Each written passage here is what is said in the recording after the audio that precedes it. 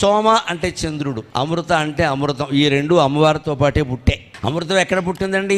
క్షీరసాగరంలోనే కదా, మధిస్తూ ఉంటే పుట్టింది కదా అమృతం. విషం కూడా అక్కడే పుట్టింది కదా, విషము అక్కడే పుట్టింది, అమృతము అక్కడే పుట్టింది. గమనించండి, క్షీరసాగరం అంటే మన మనస్సు.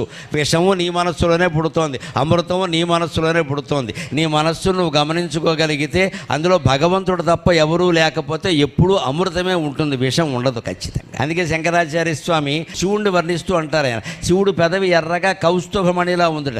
కౌస్తుభమణి ఇక్కడికి ఎందుకు వచ్చిందండి శివుడు పెదవి మీద కంటే? ఏమంటారో తెలుసా? ఎవరైనా అక్కగారు పెళ్ళి అయిపోయాక దూర ప్రాంతం వెళ్ళిపోతే మా చెల్లిని చూడాలని అనుకుంటుంది కదా. కౌస్తుభం ఎక్కడ పుట్టింది? పాలసముద్రంలో కదా. విషం ఎక్కడ పుట్టింది? పాలసముద్రంలో కదా. శివుడు కంఠాన్ని విషంలో ధరించాడు కదా. అంటే కౌస్తుభమణికి విషం చెల్లెలే కదా. తన చెల్లెల్ని చూద్దామని కౌస్తుభమణి శివుడు పెదవి రూపంలో కంఠంలో ఉండే విషానికి దగ్గరగా వచ్చింది అన్నాడు.